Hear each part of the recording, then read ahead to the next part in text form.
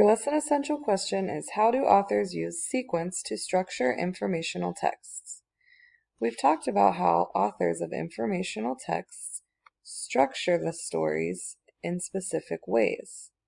Structure is how the story or the text is built.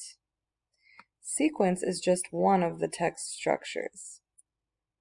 When the text is organized in sequence, they use time order words to show the order of events.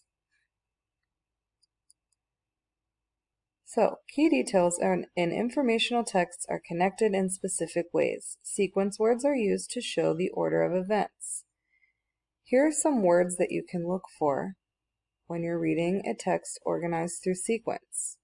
You have first of all, by the time, eventually, at last, at the end, furthermore, further, moreover, another, in addition, also, in conclusion. To summarize, first, second, third, later, then, subsequently, next, afterwards, and, in the end, soon, first, second, third, finally, meanwhile, after, and before.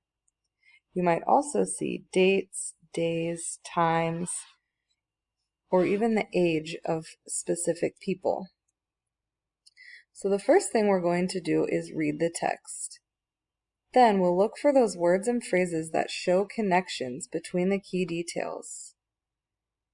In this case, it's going to be sequence words. Then we'll speak or write about the text structure by using specific words and phrases. Let's read this text, Cesar Chavez, and find some of those sequence words. Who are your heroes? For many farm workers, Cesar Chavez is a hero. He is the brave man who spent his life helping them. Childhood. Cesar Chavez was born in Arizona. His parents taught him about learning, hard work, and respect. Cesar worked on the family farm as a young boy. He helped care for the farm animals. His mother and grandmother taught Cesar about caring. Many people came to their door asking for food, and his kind family always shared. Cesar had a strong interest in education. This desire to learn was sometimes hard on him.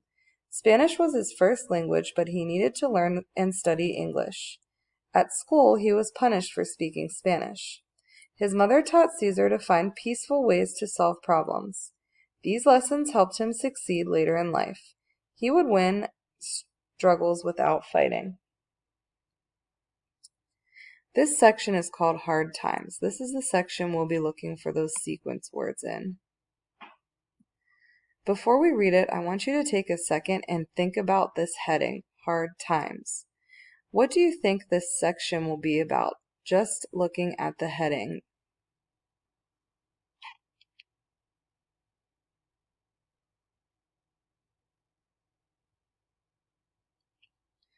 You probably guessed that maybe this section was about the hard times in Caesar's life. Let's find out.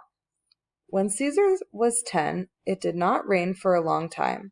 This drought caused the plants on the farm to die. Without crops to sell, Caesar's family couldn't afford to keep the farm. I can identify my first sequence phrase as when Caesar was 10. This tells me this happened when he was a child. Then Caesar's family moved to California where there was no drought. His family traveled from farm to farm and worked their crops. The word then tells me that this is what happened after the drought. Caesar and his family would quickly discover that migrant farm workers had difficult lives. Their challenging jobs forced them to work long hours for little money. The workers bent over all day tending to crops. The work they had to perform made their backs hurt and their fingers bleed. If workers complained, farm owners fired them. Let's read Changing Lives together, and then in the discussion post, you're going to be identifying the sequence words. Caesar knew that migrant workers were not treated fairly, so he decided to take action. He told the migrant workers he had a plan. It was time for grapes to be harvested or picked. Caesar told the workers to stop working. This was called a strike. The grapes began to rot. With no grapes to sell, the landowners lost money. Finally, the owners talked to Caesar. They promised better pay. After that, the workers began picking the crops again. Cesar Chavez worked for the rest of his life to improve farm workers' lives. Would you agree that he is a hero? Now it's your turn to identify some sequence words.